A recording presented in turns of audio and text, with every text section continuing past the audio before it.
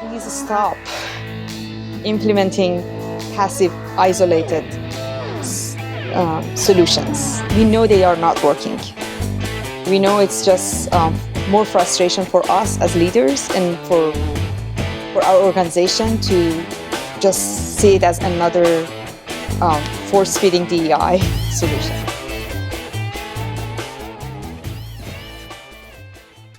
So, welcome everyone to an interesting episode of WorkPod. Today, we have with us some guests that we can have a conversation about future of work. We can have a conversation about diversity, equity, and inclusion.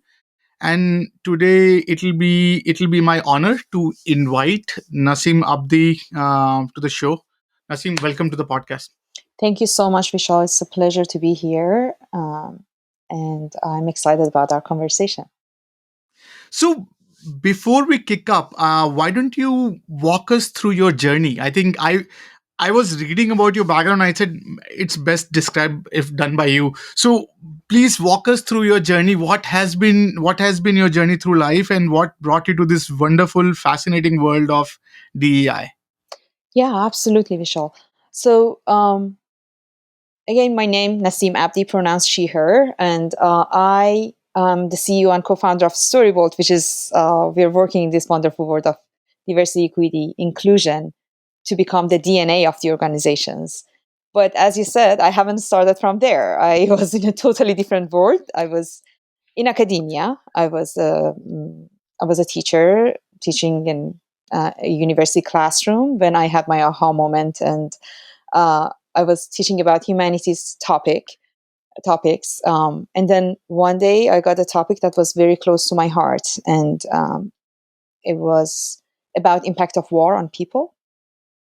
And it's something that unfortunately I have personal experience with these days with the Ukraine war. I think we are all seeing those images. So that was my childhood. And it was very important for me as a teacher to make sure that my students, my undergrad students, are really understanding the impact. And um, I went to my class. I thought I'm going to share my personal stories. And my dream was that they're going to get engaged with the story. We're going to have so many conversations and discussions about theories that they're going to pause me and say that they don't want to do another final paper or exam. They want to do an action research, take action about things. That was my dream. None of that happened, Michelle.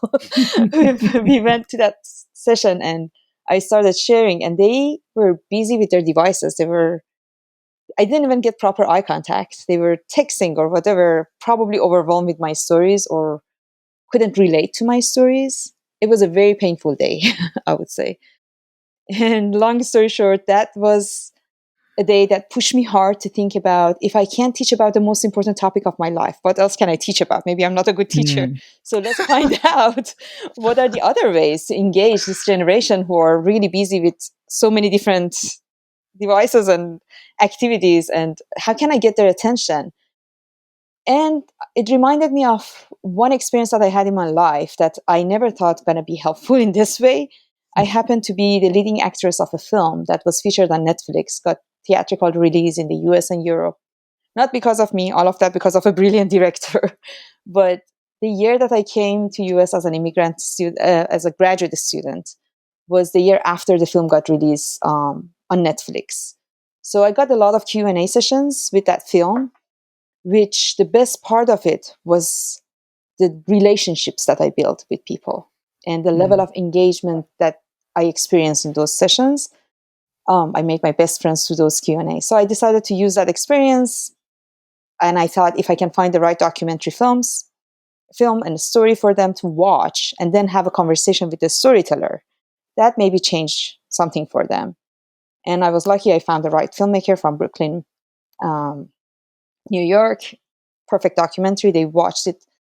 I saw tears. The same group of students who had no questions for me, they had brilliant questions for the filmmaker when she joined the conversation. And that was it. I quit my teaching position, said goodbye to academia and a tenure track offer on the table. I thought this is a platform that the world needs to so we better understand each other on topics related to social justice issues and diversity, equity, inclusion.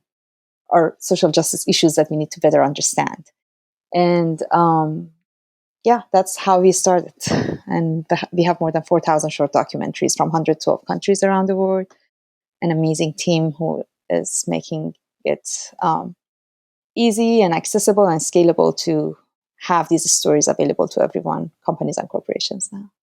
Interesting. So explain us. So how does that? How does the StoryBolt work? Explain us what the company is Mm-hmm. when someone engages with you, what they get, and how do you help them? If you can walk us Absolutely. through.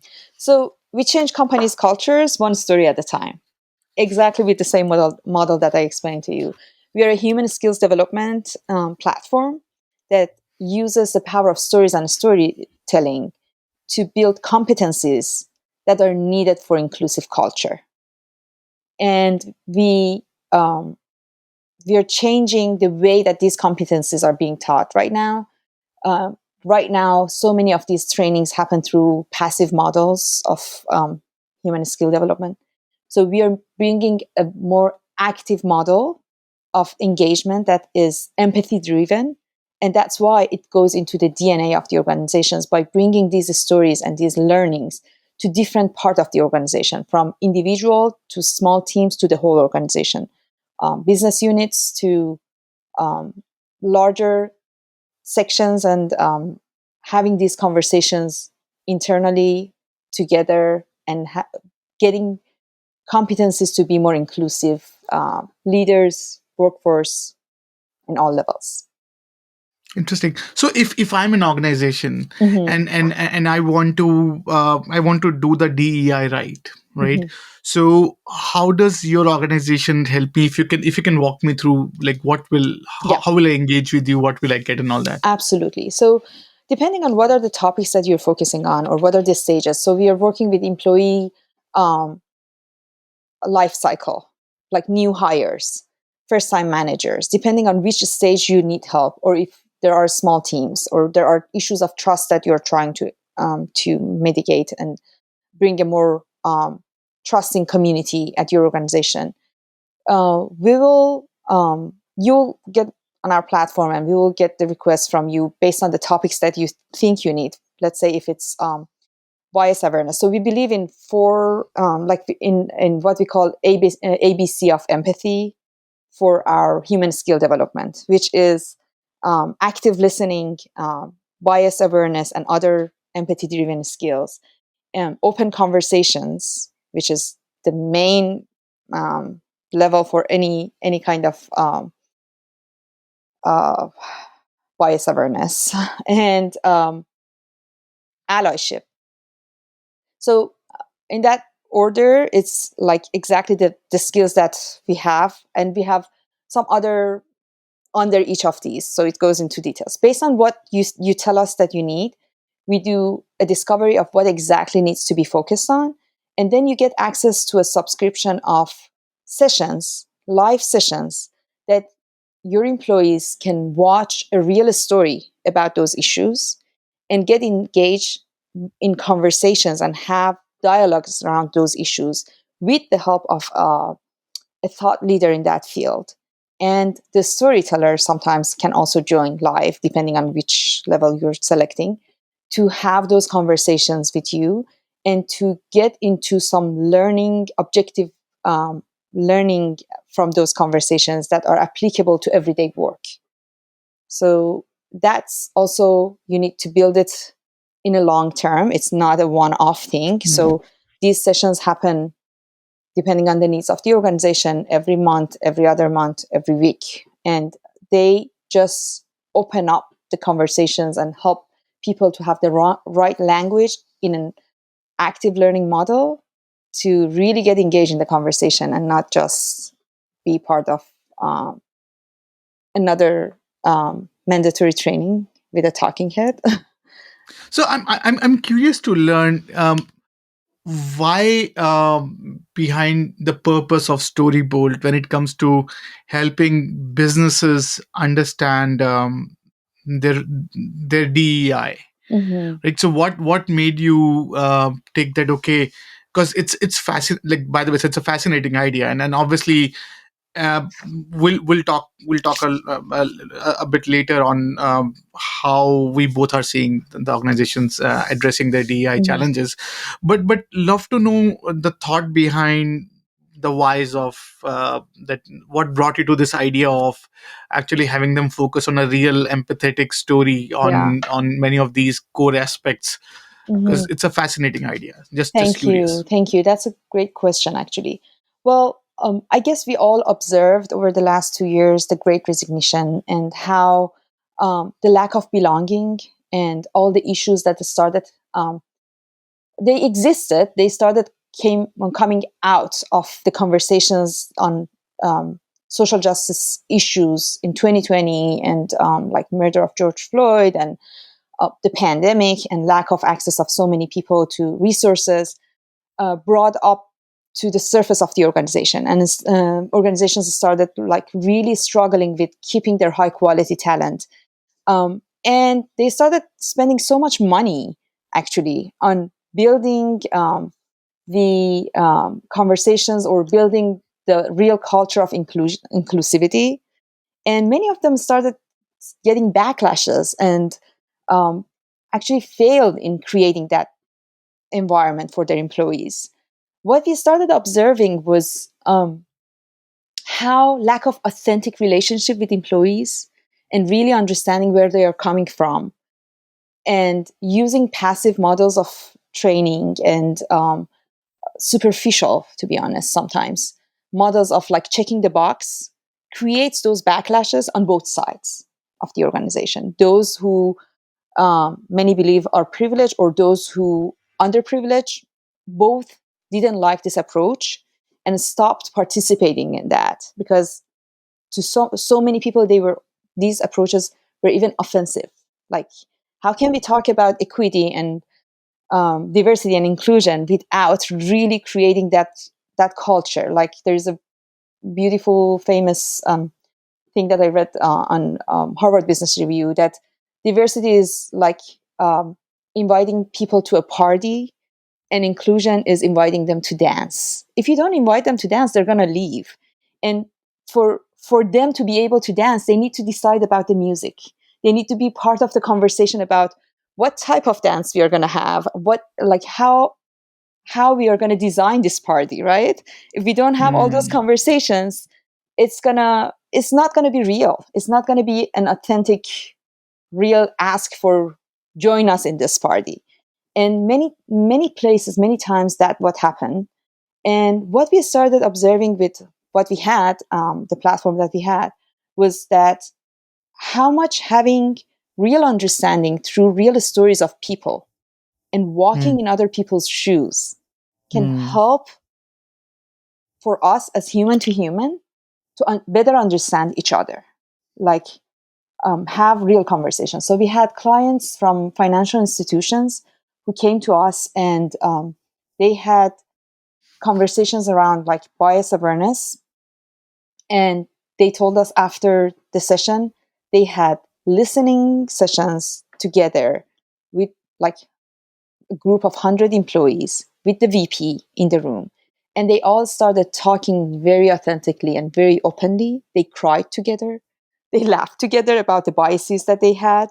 And they started building such a trust that still this year is the third year that they are coming back to expand those conversations in all different business units and all different other topics that they could talk about.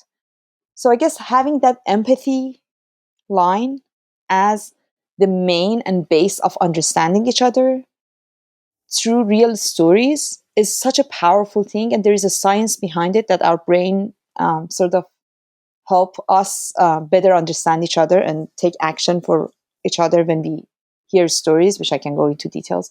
But we started seeing that as a need to bring to the learning and development, and to be honest, to all layers of the organizations for building the right So culture. so uh, so one thing that we found pretty fascinating when we talk to an organization is how much. So we all know that culture play a significant role in basically in the behavioral aspect of an Mm-hmm. organization, and basically their ethics and their how they perform. And when we talk about the diversity and inclusion and equity part, it's pretty intertwined with the culture, right? And culture, it takes forever to the culture to sort of set in place. That's what the organization is, what where it is today.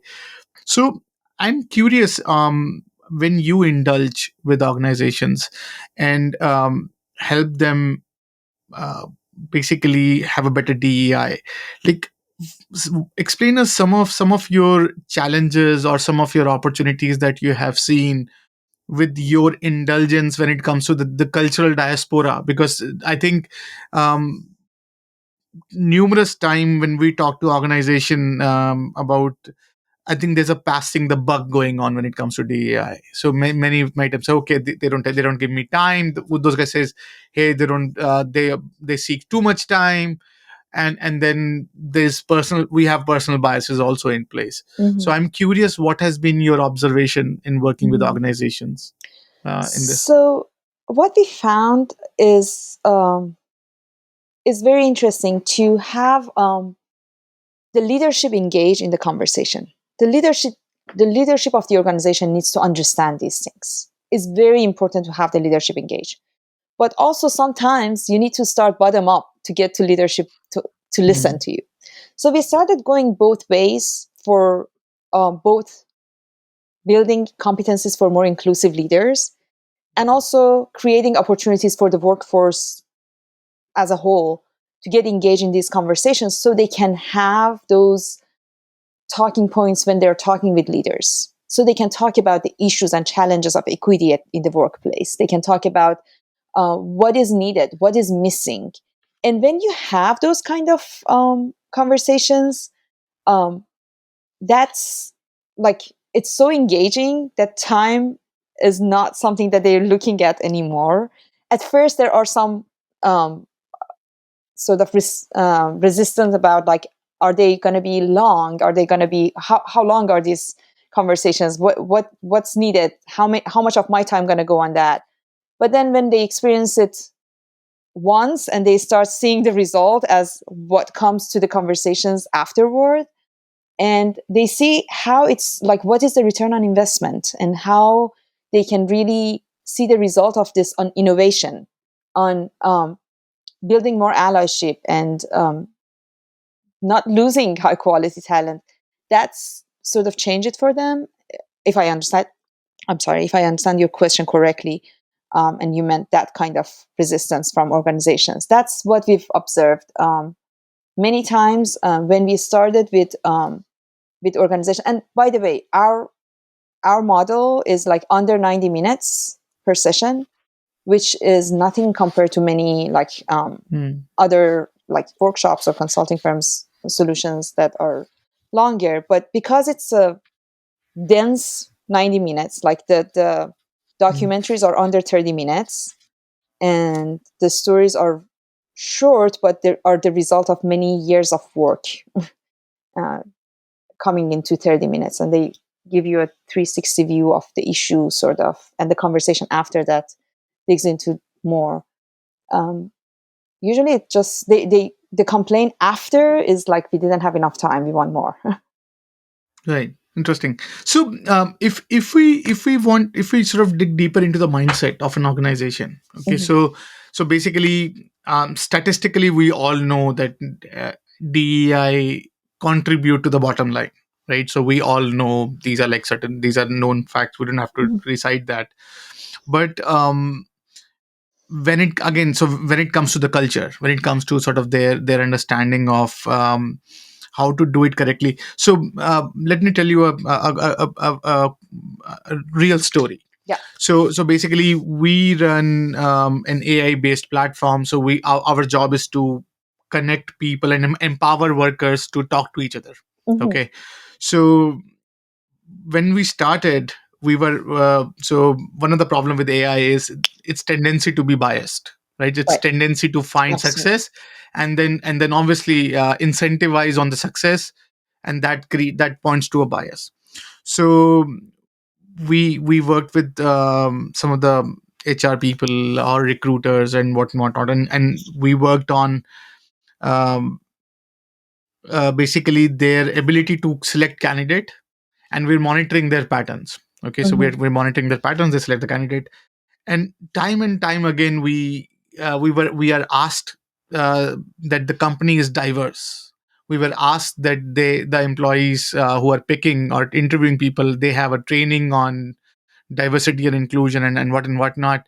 But every time we not every time is but majority of the time we see that the organization tend to form a bias, and Mm-hmm. we tend to see that the certain kind of candidates find it increasingly successful on the platform than the other. And then on a global scale, we just said, okay, so the needle is not moving even with AI in it, right?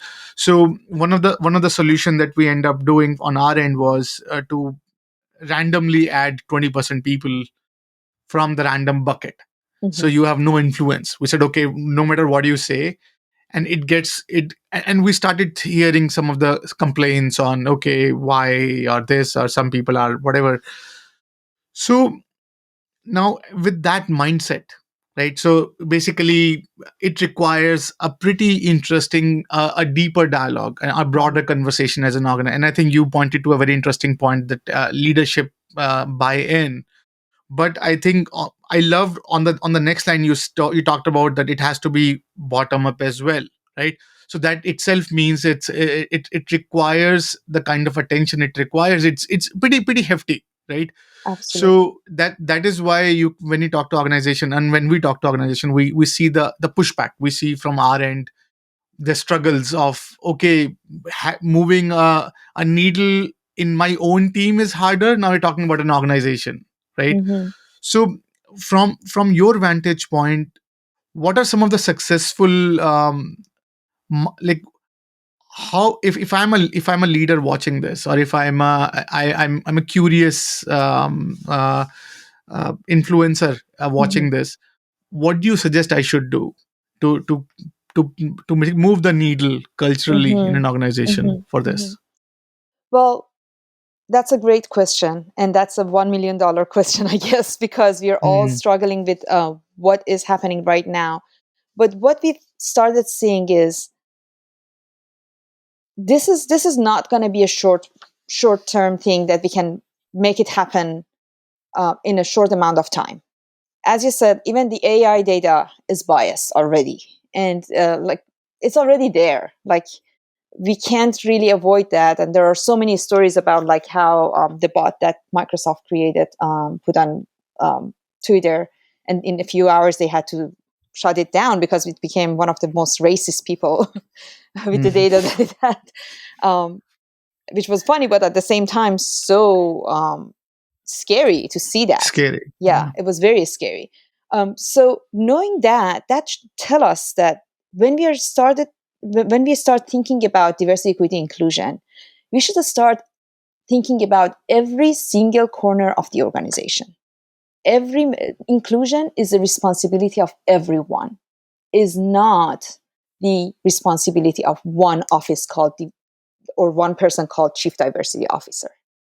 uh, Even when they have the most power, which many times you find like they don't, unfortunately, still the power relations are not in a way that they get what is needed. But even if they get, it's really important to talk about diversity, equity, inclusion, both top down and bottom up, which means Mm, like we need to be more aware and have these competencies, inclusive uh, like empathy driven competency for inclusive environment for recruiters, for um, HR managers to find more diverse people, but also in reviewing those applications. And then after they join, how to help them be part of this organization. So let me use an example of how organizations can start thinking about this in different layers. One is, well, and obviously we have four specific competencies that we are working on, which are allyship, bias awareness, open communication, and active listening. And these four impact every single decision at the organization, from recruiting to training, for example, first time hires. um, how does it impact like employees who are joining the organization is by setting the stage in a way that what are the values at this organization. If you're having, for example, a training about how to run an effective meeting, very simple thing that is Mm. part of the training. Most of the large organizations have that. There are so many points about how to have an agenda, how to use bullet points, don't use a PowerPoint or whatever are the rules. Where are our values about how to give voice to everyone in the meeting? Mm. How to become an ally and find out if someone's voice is not being heard. And why should we do that? It's because of the innovation that comes to the whole work when we have more people joining the conversation. And how can we get there? So these are all interconnected. We can't separate them from each other. We can't take them as one corner training and put it there and say that we got it. No, especially now that we know we are already biased in our data, we are already biased in so many things. So it needs to go to every corner of the organizations, and that's what we mean by taking it into the DNA of the organization. Interesting. So, one interesting story that comes to my mind. So, I was talking to a CHRO of an organization that they run. Um, they have a steel factories around North America, and he was telling me that one of the fascinating thing about what pandemic did to Mm-hmm. this particular organization was people are more online. Mm-hmm. So they used to have this local excellence award, or telling the story or whatever. So they started something called humanity or something, or showing your humanity, or story Mm-hmm. of your humanity, and in which they celebrate the local stories. And one of the thing that I was stunned by hearing the story was that uh, that concept became so viral that it actually because everyone has a story, right? Yeah. Everyone has a story, and then every corner, every facet, some people or the other are doing a good kindness act that spread the empathy in the entire organization, that this organization deliberately took part in promoting those stories. So I'm curious, when you talk to businesses, and I'm sure you must be hearing about these how do you what would you advise organization of how they can better spread empathy, and better spread within the organization? Yeah, absolutely. Exactly what you said, Vishal. Like stories are the best way to bring those understanding of each other. Understanding each other's stories help us understand, live in their, like walk in other people's shoes. Many organizations started doing that. Like Deloitte started an initiative called Uncensored, Stories of Black Professionals at Deloitte, to just listen and read stories of people who are experiencing microaggressions, not only inside the walls of like where they work, if there are, but also in the bigger society. Like what's their life when they leave their house to come to the office? What they experience on the way? What are the microaggressions they see? What are the lost opportunities exist in our societies for high quality people who are just being seen as different because of the biases that we have? And stories do something magical. So when we talk with organizations, we tell them there is a science behind storytelling. Mm. There is actually a part in our brain. There is a real muscle of empathy in our brain that gets activated by listening to another story. There is oxytocin that gets released in our brain when we watch a story and we get engaged in a good story, that helps release that chemistry, that chemical that is needed for being more compassionate and more open. So when we're talking about human skills, like we're talking about like active listening, how can we become active listeners?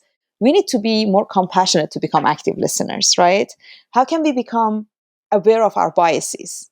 Again, we need to have that empathy to pause and think about our biases, right? So these are all related, and the storytelling aspect, like a good human-centered story, can help us activate that part of our brain. And what one thing I was reading by Dr. Paul Zak, which is a famous author on Harvard Business Review about impact of storytelling on our brain, is that the beautiful thing about it is it's going to get repeated and repeated because you're going to tell that Mm. story to another person, right? And when you're telling that story, you get more oxytocin. And it's the best way of remembering that experience and that learning versus something that you see in a list or bullet list, or someone talks about some important aspects of inclusion and then you forget about it. Probably you don't even listen to it. That's how we can just activate that aspect as organizations, as leaders in organizations. We need to pay attention to people's stories because it helps them pay attention to what matters most in the culture of the organization and better understanding each other and giving space to each other to have a more inclusive culture. Interesting. So, regarding the money spent on creating a diverse organization, so I think it's no surprise when you talk to organization leaders, almost everyone has a budget aside to DEI. So I think, thank God, that's not a problem now. Like, Yeah. we know that. But when you talk about the outcome or the output from that Mhm. budget, that still is not hitting the needle where it should. So what do you think is the reason why Mhm. businesses are still struggling to create a truly diverse, equity, and inclusive workforce? Yeah, I think return on investment is important. It's a real thing at organizations, right?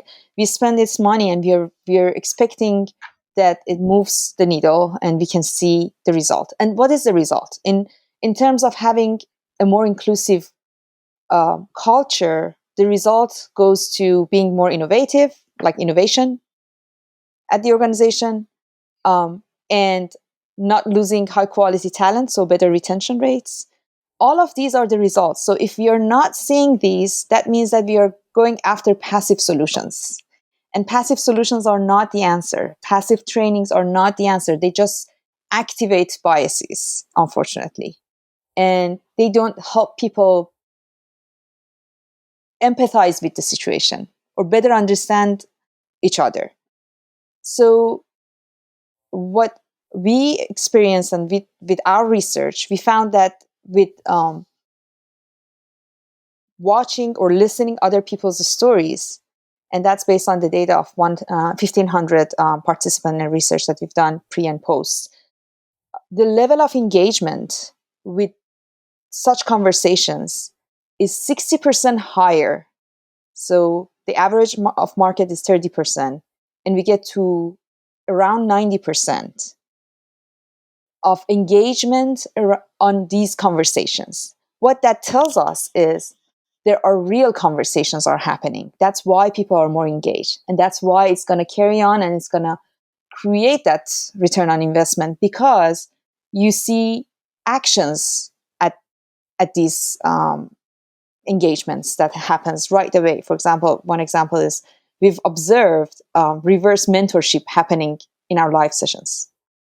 These are the indications. So we need to look at the indications and look at and measure how much we are really moving the needle with these conversations around diversity, equity, inclusion.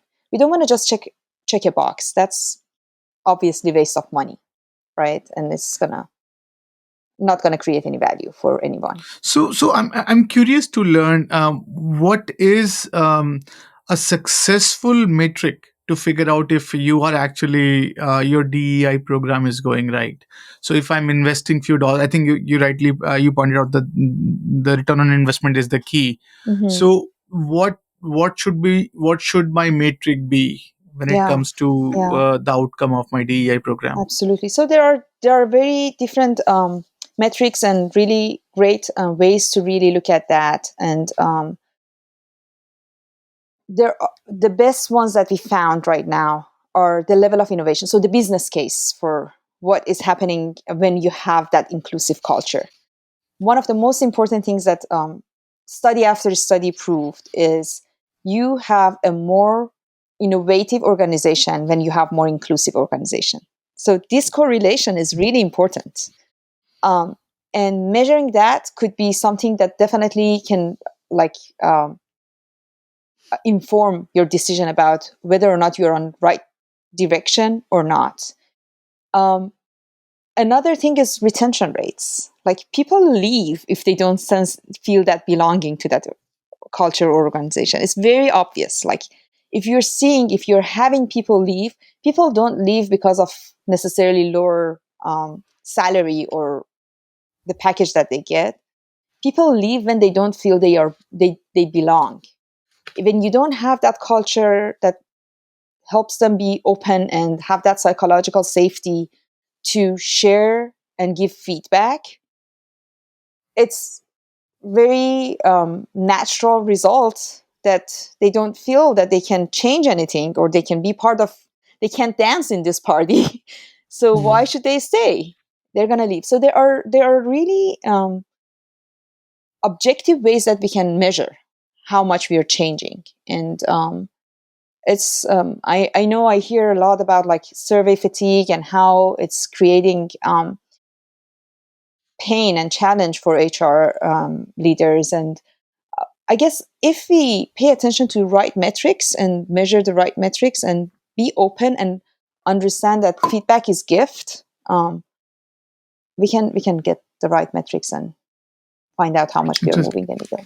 So I was talking to one of the leader in one of the largest automaker in the world, and we were talking about the DEI and basically the impact, and she was telling me a very interesting perspective. So the point of view was that so typically it's diversity and inclusion and then equity. So her point of view was that if you are not inclusive and you have diversity, then obviously then you have herd and sort of you get frustrated people all around it.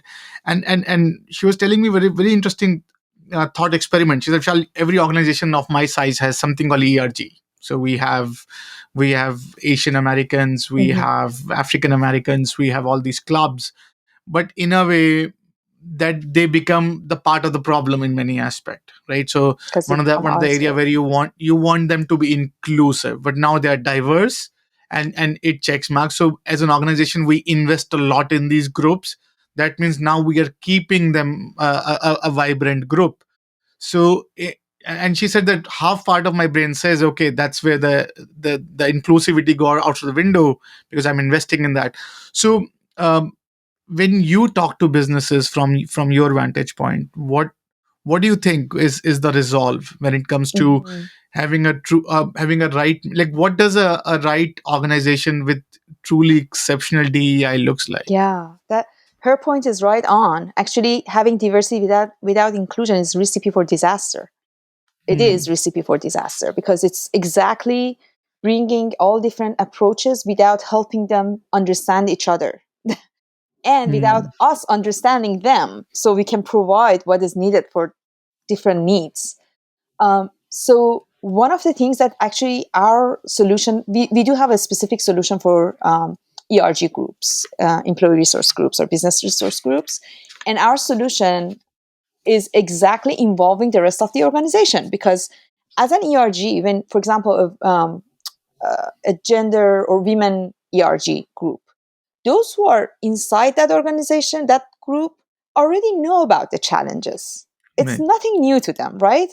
What is the point just sitting and talking to each other about that?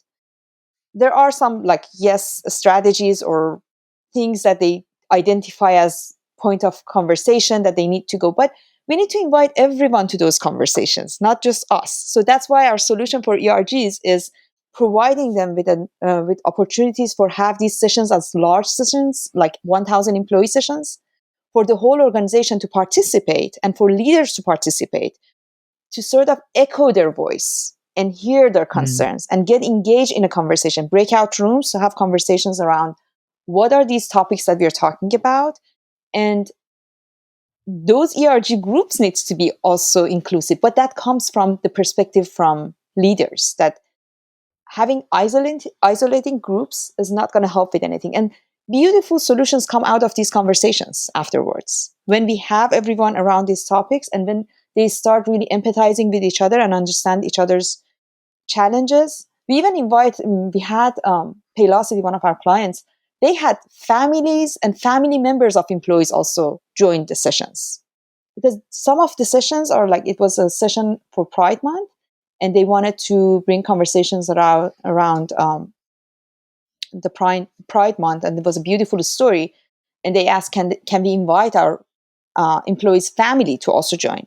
And we asked the filmmaker, and we said, absolutely, that would be even more beautiful, because these are conversations that are not isolated. You can't really resolve them if you don't talk about across the organization. And from those conversations afterwards are the solutions that come out, that are the policies that can change, that are the strategies that can change to make the organization more equitable. So I was thinking about because the whole idea of that you have this high quality content that you give to user, but then I also, when I think about that gentleman's thought of that organizations would have stories, good people doing great act of inspiration that the company needs to know. So did you ever get a chance to think how an organization could elevate this storytelling or storytelling mechanism for employees all around, so you can talk, so they can have an internal sort of this storytelling? Because I think if you're anywhere more than 400 people size companies, every day you are getting some of those other inspirational story that you are not listening because you don't have your ears right on the right pulse. Absolutely. Absolutely. So after we set the stage with our high quality stories, like PBS documentaries and award winning documentaries, we set the stage for these conversations. What comes absolutely right next is there are stories everywhere. Like all of the employees have their own stories.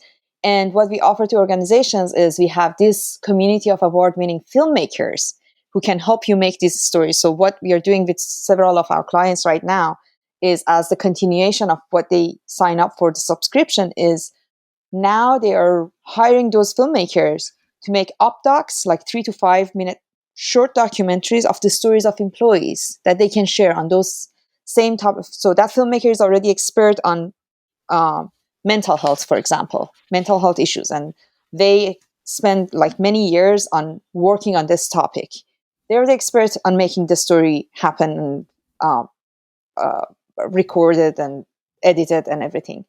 So they hire that person, and they make series of short stories about employees, because it's if not more important, it's as important to have internal stories being heard.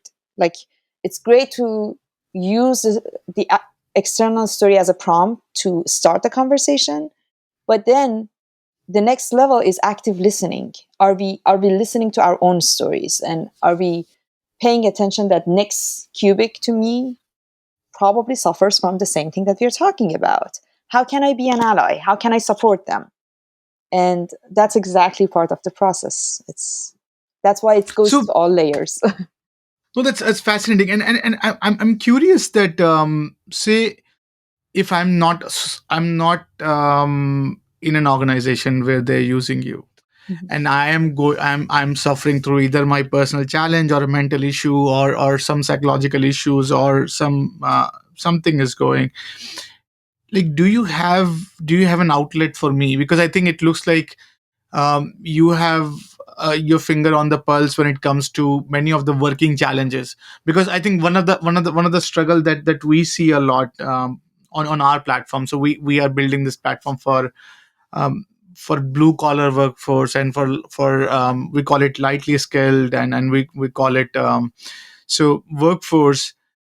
And we find that there are a lot of outlets where sort of these conversation Mhm. either could be happening, or Mhm. someone on the corner would be seeking to learn. So I'm curious that do you have a publicly available outlet for your platform where people can discover Mm, some part of the story, if not everything? that's a great question. Not yet. We are building that part. We, as part of our subscription, we do have resource sheets that come with every session. So every session is a facilitated session with the story, and then takes you, after the conversation, it takes you to available resources, which some of them we are partnering with, some of them we are just vetting the information, making sure that they are great resources that we can share. And many of our facilitators are thought leaders in that field, so they bring their own expertise to the table, and they can share other resources. So, for example, on mental health, we do have like resource sheets that or like list of resources that can give the organizations or workforce access to what they need to get access, both on like nonprofit board and other resources that exist. Um, we need to make it more available and accessible to the outside world. Right now, it's part of what we offer to our members and partners. But definitely, it's something that we are looking into to make sure that we are providing the support after, like what Because is I needed. think one of the most fascinating part that I have seen, at least on Town Network today, is Mhm. ability of people to help each other. So I think I'll not be surprised if you sort of create an open source outlet or open community conversation outlet of this, people would jump on board sort of, Yeah, because we were stunned by this yeah, on our side as yeah, well, when we never realized. So when we started, we said, okay, we would have a certain kind of a specialist who would indulge to help each other, yeah. but then we realized specialists were not engaging. So we end up seeing that The people support are engaging groups. with each other Yes, to help each support other out. groups. Absolutely, So it Vishal. was fascinating. It's unbelievable how can people support each other. Even right now, like with these sessions, as I said, like we see, observe in live sessions, people start jumping in and asking, like offering help to each other. One thing, so we are a startup, and we are a pretty Mm. young startup, and we have so many Mm. dreams and wishes that we want to make happen. Definitely, what you said is part of our dream. What we want to build is an ecosystem of learning. So in that ecosystem, definitely community is part of it. Mm. Experts that we have, like I always see filmmakers as researchers, like those who make high quality films, documentaries. There are researchers, like they complete a dissertation with every documentary, because they do hundreds of interviews, they do lots of Mm. research, and they make it a short, concise, brief story that I can digest in 30 Mm. minutes. So when they join this community and they can respond to participants, it just brings a different layer of knowledge and understanding. That is, let's say, if I live with epilepsy or a mental health situation, who would be better than someone who experienced that I can talk with, Mm. and someone who did interview hundreds of other people like me to help me better navigate my situation in the workplace, right? What type of support I can get. So that community support is huge in our model. We'll get there one day. That's good luck to do you on that. I think that's Thank you. definitely. I think I'm a fan of storytelling. So definitely, I think the more story are told, the better the humanity gets. So I think from that point of view, I think it's pretty fascinating. So let's go on a next segment, and thank you for bearing us, and being generous with the time to help us Of understand course. the storytelling aspect of DEI. So um, before that, so if suppose take the story bolt out. So if you just, as an organization, if I'm listening to this conversation, right? How can I fix my DEI problem? If say you are a leader of an organization of 10,000 size people size company, and you are asked to solve or improve the DEI situation in an organization, like what do you think are some of the things, quick bites that they can do? Yeah, yeah. Um, I would say the first step would be pause and think about your own understanding of DEI. How much of an inclusive leader are you? And how much you really, and don't be intimidated with all these languages that are changing every day in this world of DEI. Mm.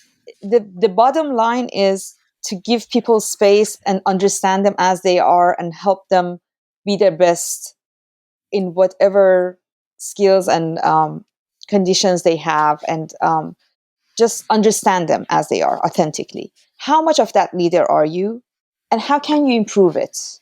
So start from the leader. If you are a leader, start from the leadership. That's the best way to start. When you become that inclusive leader, then you start listening to others and start digesting and absorbing all the information, and then it comes with it.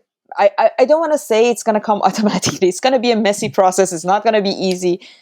It's going to Hmm. be challenging, but the result is beautiful. The result is innovation. So I would say start from what you think is needed for you as a leader, and find those resources. And then from there, you can find other doors that you need to open and where to start from.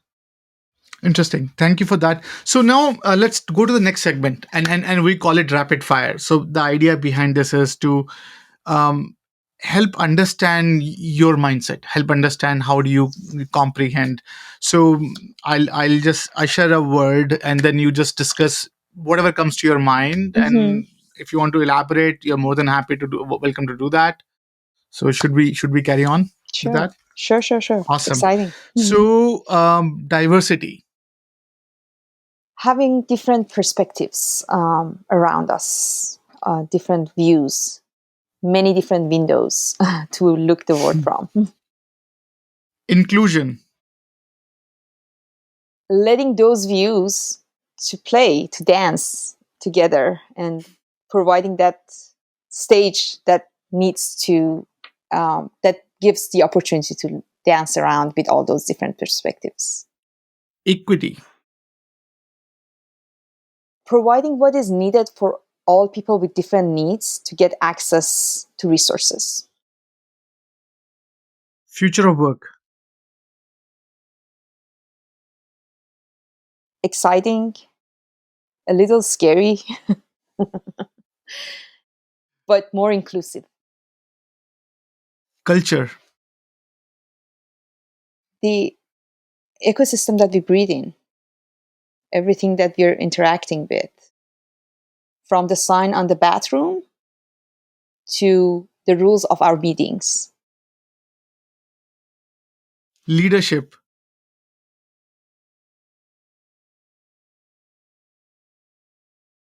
I would say coaching. Hmm. Disruption. Always looking for innovative ways. If something doesn't work, there is got to be a way out there that works. Jobs of future.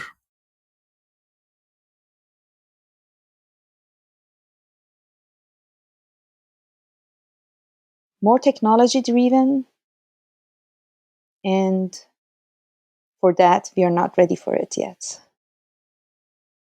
Future of diversity. Better than yesterday, So hopefully. yeah.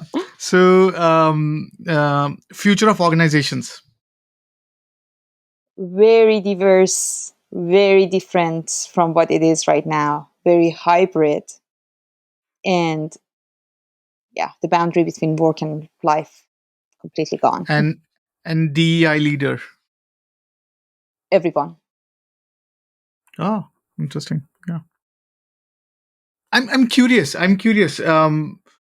Would AI be in your perspective? Would a technology be ever part of DEI portfolio? What do you mean? So getting a seat on the table. So technology is also to be respectful to full technology or AI to be sort of inclusive to an AI. It gotta be. If it doesn't, that's why the scary came to my mind. Yeah. Exciting, but scary. If you don't pay attention, it's a revolution. It's gonna change everything. If you don't pay attention to inclusivity in with technology, if we don't respect um, AI and what it can bring to us, to our life, it's going to be scary how exclusive we are going to be. Um, Definitely, I think that should be part of the conversation. It yesterday, not today. You're already late on that. No, I think, and this is fascinating. So when we talk to leaders about AI and technology, so I think there is either a fluffy perspective of AI, like a cuddly toy, or a dystopian A2000 end of the galaxy Mm-hmm. perspective. But I think it's I don't know. I think it's pretty interesting to see where this will fit. But Mm-hmm. as you rightly said, not hearing about it is a problem, and hearing too much about it is a problem. So you have to give Yeah. it a good balance. So, Yeah. And give it an authentic balance. Like it shouldn't be superficial when we are talking about it, hmm. I would say. Awesome. So now we go to the next segment. It's basically it's a bit personal about you. So we ask all of our guests to talk about the qualities that has helped them be what they are today, Mm. and what are some of the qualities that has really shaped you to be what you are today. Um, Life experiences, losing someone, really a loved one to the war, started the whole thing. And then I came to this journey and I started the real learning with my co-founder Babak Shah Mansouri, who is the I went to him because of his business background and experience on business because I didn't have, obviously, coming from academia. And he has amazing insights and perspective on business models and what can bring. And he's also expert on like edutainment because in his past Hmm. journeys and ventures, he was working on like using storytelling for mental health. So that brought us together. And then from there, his passion for impact, for real impact, and working on this um, venture to create real impact, I started learning, and I'm enjoying learning from every single team member of our organization and how they are contributing. It's for us, it's everyday learning on DEI. Like it's every day we're finding something new, how to be more inclusive, even in our own organization, being more equitable in our own organization, and then Hmm. like be part of this thing that we are preaching others to be for ourselves was such an amazing learning. And we ask all the guests to talk about some of their favorite reads, some of the books that has really inspired them, or currently they are on their list of reading. So, Hmm. do you have some books for our listeners and viewers? Absolutely. So, as a business leader, obviously there are so many business books that I'm reading right now and listening to as I'm doing my everyday run jog with audiobooks. But there are some that I'm doing for my own learning. Again, learning from other people's stories. One that I really love and I'm enjoying very much because it gives me the perspective of a community and culture that I didn't understand before is a book called Hilibili Elegy, if I pronounce the Hmm. name correctly, Hmm. by Hmm. J.D. Vance. J.D. Vance, yeah. Yeah. It's really, I lived in Eastern Kentucky and Appalachian as part of my journey with education, higher education, but really understanding deep dynamics that happen in that part of the world and what what are the real stories was fascinating to me, and I really recommend everyone who wants to um, bring a real, authentic diversity, equity, inclusion to their organization. Because sometimes it becomes a conversation of the liberal world and woke, and that's the to me that's the wrong way to go when we look at it this way. That's not an equitable way. That's not an inclusive way to look at it. So that's why I'm always trying to understand stories that I didn't have access to understand and make myself more Hmm. educated about them. And that was one of the books that I'm really enjoying listening to right now. Awesome. So, last but not the least, so if you want something that our listeners and viewers to take away from this conversation, what would that be? What would be your parting thought? Hmm. Uh, I would ask everyone, please stop implementing passive, isolated solutions. We know they are not working. We know it's just more frustration for us as leaders and for our organization to just see it as another force feeding DEI solution. I'll ask them to keep the line of communication open feedback is gift, as one of our amazing speakers told us in one of our sessions. That's what I'm learning every time. And let's just keep that active, open communication lines open, and start with thinking about empathy when you're thinking about what your organization needs. Like, how can empathy driven competencies can help the whole organization? And you can use all different, there are so many resources out there, so many tools out there. We are just one tiny one that is a young startup out there, but there are so many amazing ways to think about those competencies. Think about the stories of your people at the organization and listen to them, and you'll get the answer for how to build a more inclusive organization. And if someone wants to learn about you, where they can find you?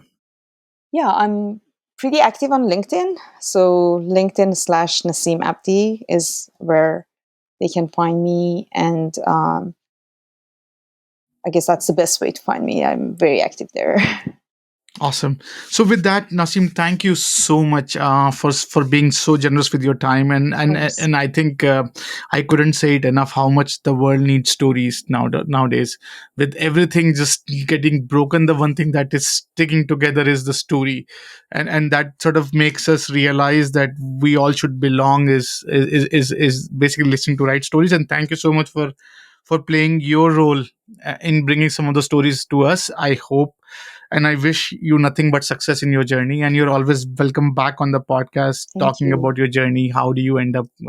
How do you grow? And I really, really am excited at some point in the future to see you in public domain, helping many of the conversation that because I can I on behalf of a lot of community that we represent. I think we need the world needs more stories. The world needs more glue to bring it together. And thank you for playing your role.